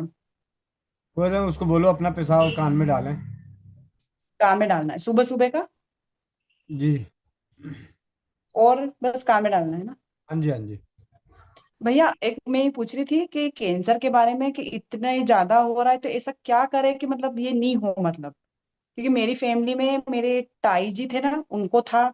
मेरी सासू जी को ब्रेस्ट कैंसर था, फिर रीढ़ जो होती ना स्पाइन, उसमें हो गया था, अब नहीं है वो। और एक मेरे काका ससुर जी, उनको भी गले में कैंसर है, अभी है जिंदा वो। तो जो ऐसा क्यों क्यों होता, क्यों मतलब हो क्यों रहा है ये इतना ज्यादा कैंसर?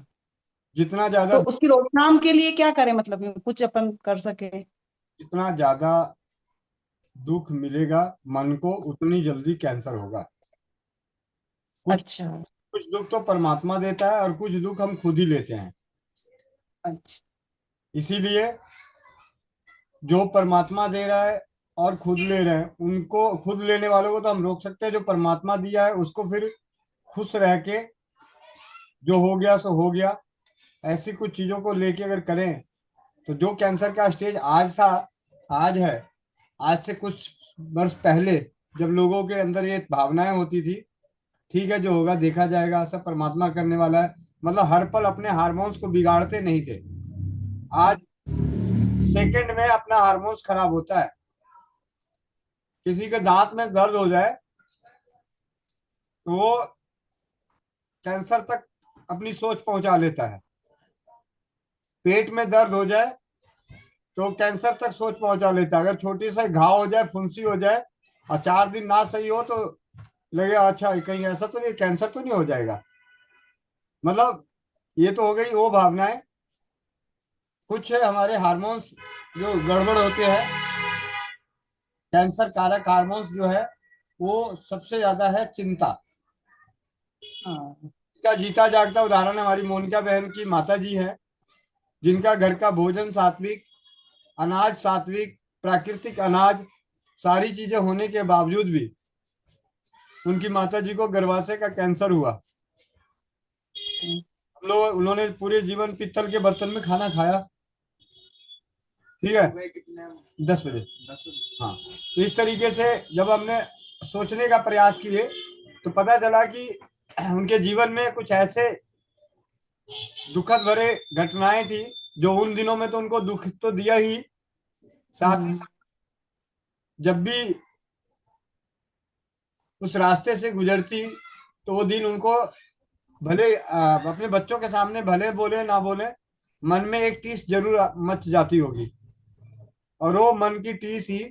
लेकिन उसके बाद जो बच्चों की खुशियां और प्यार मोहब्बत, खुशहाल परिवार को देख के जो थोड़े से खुशियां मिलती रही, उससे वो अपने उसके झेलते रहे, आगे तक बढ़ते रहे। ओम प्रकाश सासाराम, लगता है चौपाल में जुड़े रहने का मन नहीं है क्या? है?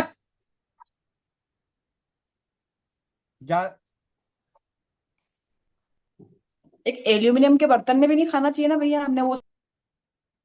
दीदी मैं अभी जो बोल रहा था मेरे को अपने बोल देते, खाने पीने से अगर कैंसर हो रहा होता तो हमारे देश में सबसे ज्यादा कुत्ते जो हैं बाहर जाके कच्चा मांस खाते हैं और सड़ा हुआ मांस खाते हैं, एक भी कुत्ते को कैंसर नहीं होता,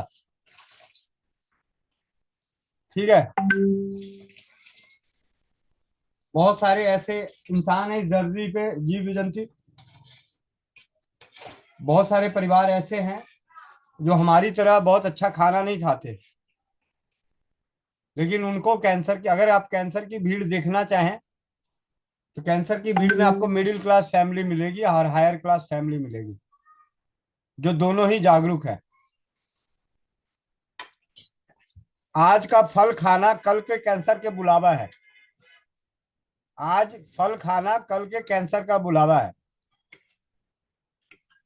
अगर खाने पीने में सबसे बड़ा कारक है तो आज का फल,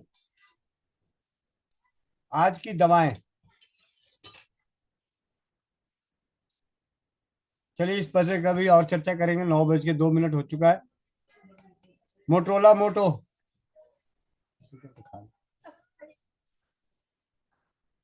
माइक अनम्यूट कीजिए। मोटरोला मोटो, आज शाम के समय में किसी भाई से बात हो रही थी, भैया से बात हो रही थी, तो मैंने एक बात होते होते मन में ऐसी बात निकल गई, किसी बात पे बात निकल गई, और वो लाइन थी, अंधे के पीछे चलने वाले कभी गड्ढे में नहीं गिरते। इस बात से कितने लोग सहमत हैं? हैंड रेस करें जरा। अंधों के पीछे चलने वाले कभी गड्ढे में नहीं गिरते।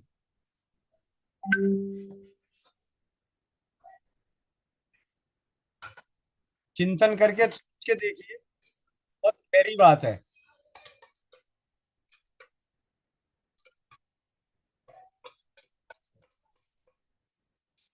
एक 182 परिवारों में अभी तक सहमति सिर्फ 31 परिवारों की आई है। चिंतन करने का विषय है, सोच के देखें। अगर एक अंधा चल रहा है, उसके पीछे अगर आप उसका हाथ पकड़ के चलते रहे, आप गड्ढे में कभी नहीं गिरेंगे। और आज तक मैंने नहीं गिरता, लेकिन आंख वाले के साथ चलते हुए अनेकों बार गिरते हुए देखे हैं।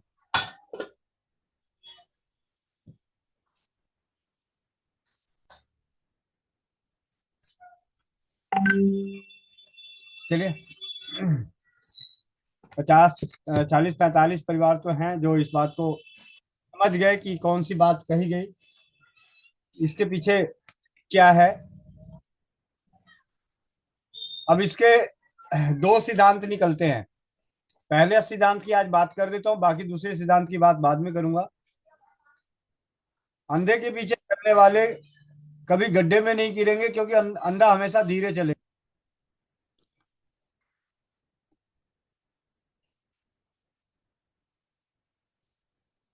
और हर पग ठोक बजा के रखेगा। आगे उसकी डंडी होती है, उस डंडी से उस सब चीज को टटोलता हुआ चलेगा। और आज हमारा जीवन ऐसा हो रखा है कि हम सबसे तेज दौड़ना चाहते हैं, और जो तेज दौड़ेगा वही गिरेगा। तो दौड़ना मना नहीं है। खैर अभी एक आप लोगों के बीच में एक हमारे सीमा मौर्य बहन है, वो जो उन्होंने व्हाट्सएप पे मेरे को मैसेज किया था कि भैया मेरे को हैंड्रेस मेरी बात नहीं होती, तो मैं उसकी मुराद पूरी कर दूं। जाते जाते मैं माफी चाहता हूँ। सीमा मौर्य बहन को देखिए और जरा उनके माइक को अनम्यूट कीजिए, क्योंकि उनके पास अनुभव भी है और उन्हें समाज में बोलने लायक भी बनाना है। आज ये शेरनी चौपाल में बोलेगी तो कल जमीन पे दहाड़ेगी। सीमा मौर्य को ढूंढ के लाया जाए जब तक। बाकी बाकी हैंड्रेस से पहले एक सत्यवीर भाई का और एक किसका था, उनका रख लेते हैं, ले लेते हैं हैंड्रेस। सत्यवीर भाई माइक अनम्यूट कर लें। बाकी जो दूसरे का भी नाम ध्यान। वंदे मातरम भैया। वंदे मातरम भैया। वंदे मातरम सभी को। भैया मैंने ये धातु श्रावित अमृत जल बनाया है भैया, 1 लीटर का इतना रह गया है, इसको फिर किस हिसाब से दूं भैया? जी ये भैया ऐसा है, मतलब ये 1 लीटर का बनाया था मैंने, तो चौपाल पे बैठा था, मैंने उधर ध्यान नहीं दे पाया, ये बहुत कम रह गया, इतना रह गया भैया। कोई बात नहीं, थोड़ा ये थोड़ा 125 ml के करीब होगा। कोई बात नहीं, थोड़ा थोड़ा पी लीजिए, 2-2 चम्मच करके पी जाइए। कल 50 ml पी जाइएगा, परसों 50 ml पी जाइएगा, 3 दिन में खत्म कर दीजिए। जी भैया। जी अ, जी भैया। क्या हुआ सीमा मौर्य, मुझे क्यों नहीं मिल रही अभी तो हैंड? मेरा लेफ्ट हो गया, इतनी देर तो थे, अच्छा अब नहीं है भैया। चलिए। बाकी के हैंड डाउन करने का क्या हो गया ये मेरा सिस्टम का? Clear all feedback. चलिए, किसी का और रह गया तो आप बाकी चलते हैं चौपाल पे। आप सभी का जुड़ने के लिए बहुत बहुत धन्यवाद।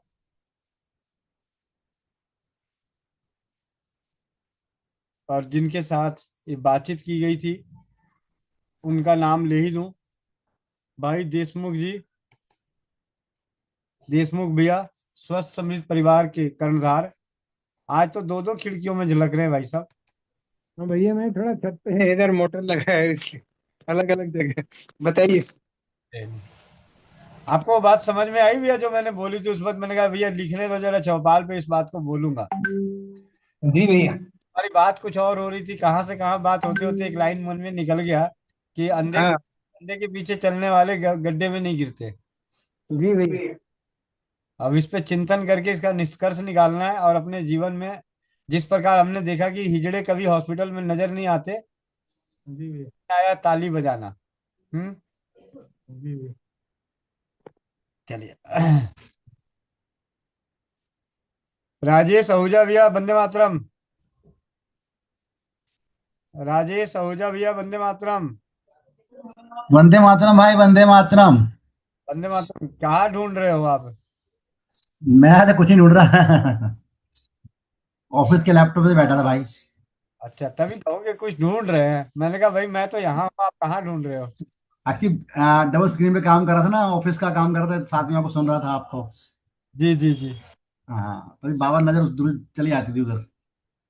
और अ, रेनू बहन मुंबई अगर जुड़ी हुई है तो 2 मिनट का 1 मिनट का समय रेनू बहन मुंबई का लेना चाहेंगे? रेनू बहन मुंबई हैंड रेस करना या नहीं है? नहीं है भैया।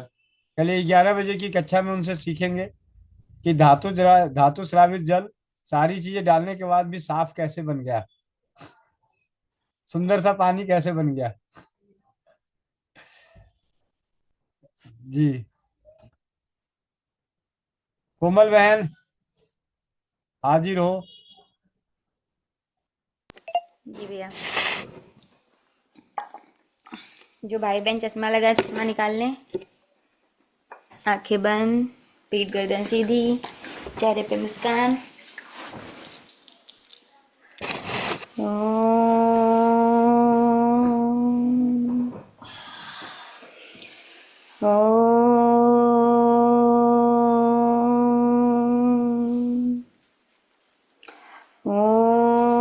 पूर्णमदः पूर्णमिदं पूर्णात् पूर्णं दच्छते पूर्णस्य पूर्णमादाय पूर्णमेवावशिष्यते। ॐ धियो शान्तिः अन्तरिक्ष शान्ति पृथिवी शान्तिः रापः शान्ति औषधयः शान्तिः वनस्पतयः शान्ति विश्वय देवा शान्ति ब्रह्मा शान्ति सर्वं शान्ति शान्तिरेव शान्ति क्षमा शान्तिरेधि। ओम शांति शांति शांति। ओम।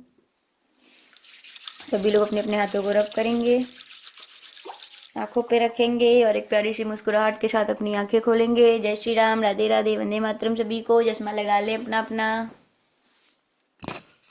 हेमंत भैया, मोनिका दीदी। हरे राम राम राम हरे हरे, हरे कृष्ण कृष्ण कृष्ण हरे हरे, हरे राम राम राम राम हरे हरे, हरे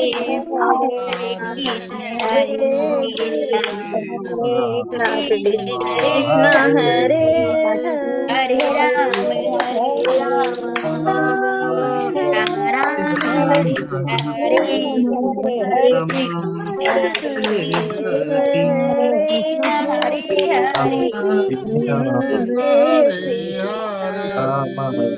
हरे राम राम राम हरे हरे, हरे कृष्ण हरे हरे राम हरे राम हरे राम हरे राम राम राम हरे हरे, हरे कृष्ण हरे राम राम हरे हरे, हरे कृष्ण हरे राम की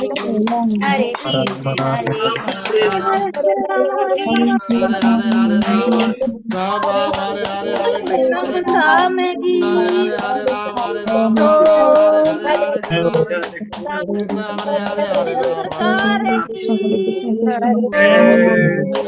हरे हरे। श्री रामचंद्र जी की सौ समृद्ध परिवार की जय हो। अपने अपने माता पिता की जय हो। रसोई का प्रमाण पत्र मौदाल्य की जय हो। अपने अपने भाई बहनों की जय हो। आज की चौपाल की जय हो। के आनंद की जय हो। हो।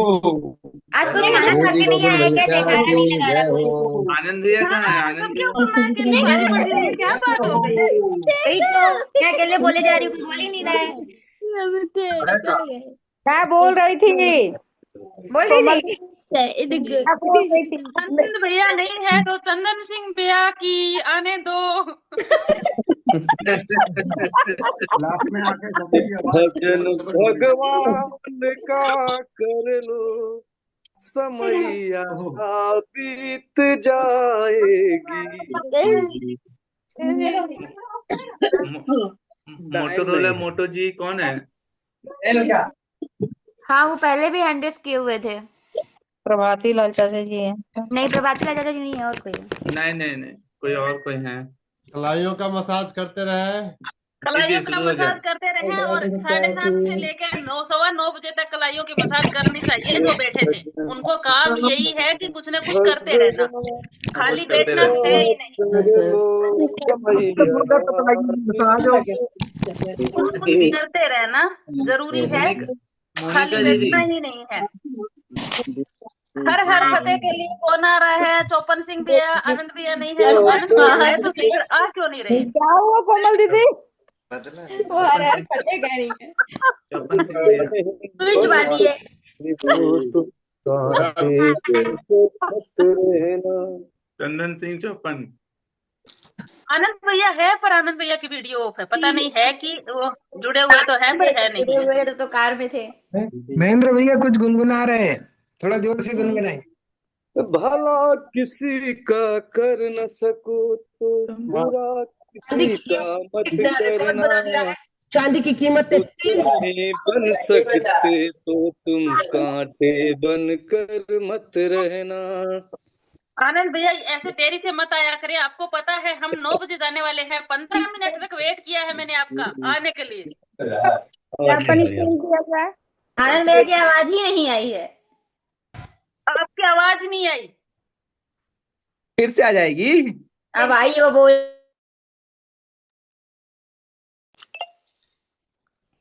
अनम्यूट करके बोलिए। हेलो, क्या बात है जी।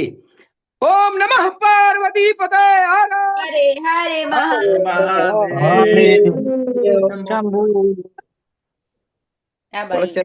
विचार विमर्श में। और आनंद भैया टाइम पे आया करे, हम 9 बजे जाने वाले थे, आपके लिए 15 मिनट रुकना पड़ा, 16 मिनट हो गई। ये कोई बात नहीं है आपकी। मिला है मौका तो मान लीजिए चौका।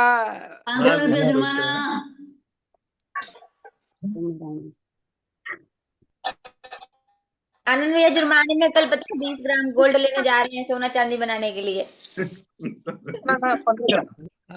भैया 15 भैया एक भैया मिनट कैसे आप जरूर 1 मिनट भैया 1 मिनट सभी इंतजार करें।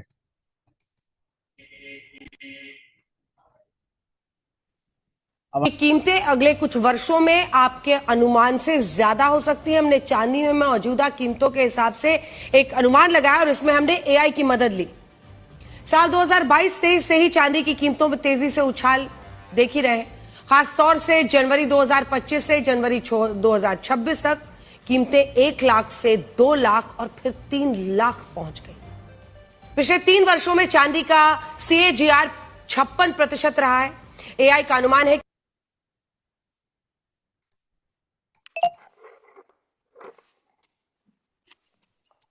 चांदी की कीमतों ने एक नया रिकॉर्ड बना दिया है। चांदी की कीमत ने 3 लाख रुपए प्रति किलोग्राम का आंकड़ा पार कर दिया। अभी पिछले साल मार्च में कीमतें 1 लाख रुपए प्रति किलोग्राम थी। 9 महीने बाद 18 दिसंबर को चांदी की कीमत 2 लाख रुपए प्रति किलोग्राम का आंकड़ा पार कर गया और अब उसके 1 महीने बाद 19 जनवरी को चांदी की कीमत 3 लाख रुपए प्रति किलोग्राम हो गई है। चांदी की कीमतों में जो तेजी आई है, अगर वो इसी तरह से बनी रही तो ये कीमतें अगले कुछ वर्षों में आपके अनुमान से ज्यादा हो सकती है। हमने चांदी में मौजूदा कीमतों के हिसाब से एक अनुमान लगाया और इसमें हमने एआई की मदद ली। साल 2022-23 से ही चांदी की कीमतों में तेजी से उछाल देख ही रहे। खासतौर से जनवरी 2025। जी आनंद भैया ऐसा है, ज्यादा से ज्यादा ले लेना, बाद में हमें धातु श्रावित जल बाद में हमें दान कर देना। ये लिख दिया ना मैंने कि अब क्या पछताना जब चिड़िया चुग गई खेत। सुखान का ऐसे किस्सा है चिड़िया ना, चुग गई खेत। उस सब भैया में पिछली साल की बात थी। तो नहीं ले पाए तो पिछली क्या साल भैया नवंबर में, मैं 18 नवंबर को गई थी सुनार के पास 1 किलो चांदी लाने के लिए। 65,000 था उस टाइम। मैं 65,000 रुपए लेके गई थी सुनार के पास कि मुझे 1 किलो चांदी दे दो, और पति परमेश्वर को साथ लेके गई थी। 18 नवंबर की बात थी और पति परमेश्वर ने कहा मेरे को दे, मैं तेरे को दुगना करके पैसे दूंगा। और वो दिन आज का दिन, वो ना तो पैसा आया ना वो चांदी आई।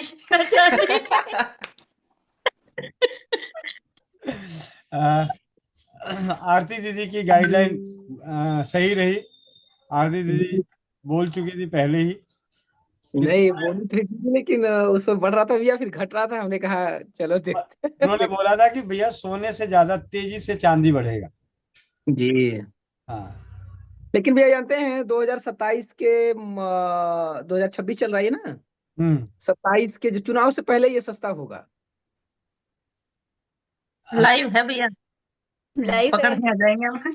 27 में मोनिका दीदी अभी हम लोग कुछ नहीं खरीदते, 27 में खरीद लेंगे। नहीं पकड़ने आऊंगी, मैं बता दिए। पिछली साल से एक पति परमेश्वर से धोखा खाया, आपके बार भाई से। अब तो फिर बहुत महंगा होगा ना, बजट से ऊपर होते जा रहा है, कोई क्या मतलब है फिर। दुकान वाले भी परेशान है। हाँ मम्मी कल लेके आई नहीं दीदी, उसके पास भैया तो की भीड़ नाच है, का बोल मैंने रहे थे। देखा भीड़ है उनके पास तो भाई। वो कह रहे थे दुकान वाले भी परेशान है। हाँ, मैं अभी लाइव बंद करता हूँ, फिर एक बात बताता हूँ आप लोगों को। ठीक है। जी एकदम लाइव सही हाँ बात। ये ठीक है भैया। घर की बात घर में रहनी चाहिए, बाहर नहीं जानी चाहिए। लाइव भी बंद करता हूँ और रिकॉर्डिंग चले। सभी को जुड़ने के लिए बहुत बहुत धन्यवाद, और मिलते हैं इसी लिंक से सुबह 5 बजे, 11 बजे, 4 बजे और शाम 7:30 बजे की चौपाल में। ये तो हो गया यहाँ।